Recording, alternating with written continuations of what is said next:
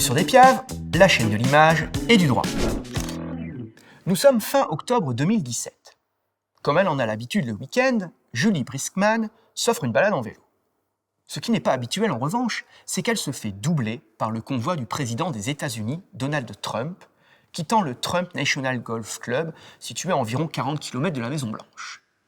Spontanément, la cycliste se fend d'un doigt d'honneur à l'endroit de la personne la plus puissante de la planète, comme on la qualifie souvent. On se doute bien que Julie Briskman ne compte pas parmi les soutiens les plus fervents du président Trump. Et si l'élégance du geste est sans doute discutable, tout le monde s'entendra en revanche sur sa charge symbolique. Charge symbolique qui explique le choix du photographe Brendan Smialowski d'immortaliser cet instant. Quelques heures après sa mise en ligne, le cliché s'est déjà largement propagé sur la toile.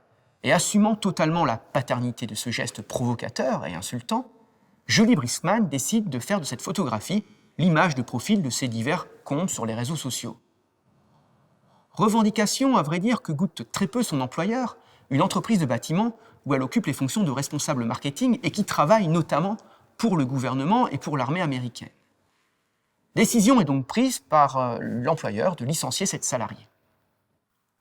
Il s'agit bien ici d'interroger les conséquences que la publication d'images de vie privée sur les réseaux sociaux peut avoir sur la relation juridique employeur-salarié. Dit autrement, l'impact que peut avoir ces images sur le contrat de travail en tant que tel.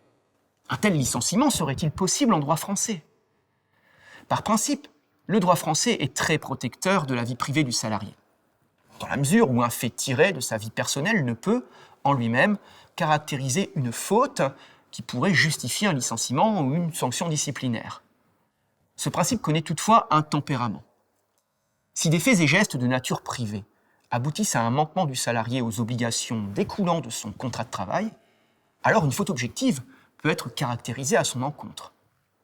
Par exemple, la Chambre sociale de la Cour de cassation a pu décider, dans un arrêt du 27 mars 2012, que la consommation de drogue par un steward entre deux escales était fautive, quand bien même elle relevait de sa vie privée et intervenait en dehors du temps et du lieu de travail.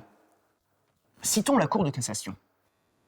Le salarié, qui appartenait au personnel critique pour la sécurité, avait consommé des drogues pendant des escales entre deux vols. Et se trouvant sous l'influence de produits stupéfiants pendant l'exercice de ses fonctions, il n'avait pas respecté les obligations prévues par son contrat de travail et avait ainsi fait courir un risque aux passagers.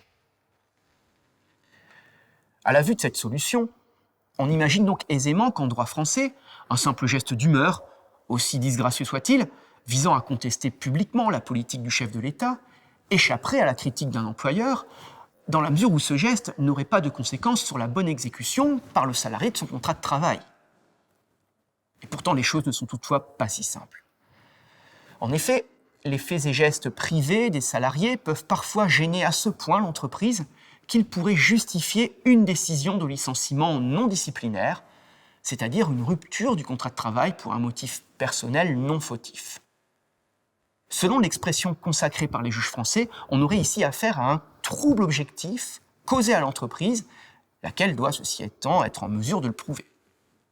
Par exemple, la Chambre sociale de la Cour de cassation, à l'occasion d'une autre affaire et d'une décision rendue le 26 septembre 2012, a estimé que constitue un trouble objectif, justifiant le prononcé d'un licenciement, la condamnation pénale d'un salarié pour viol sur mineur de 15 ans, dont la mère est également salariée de l'entreprise.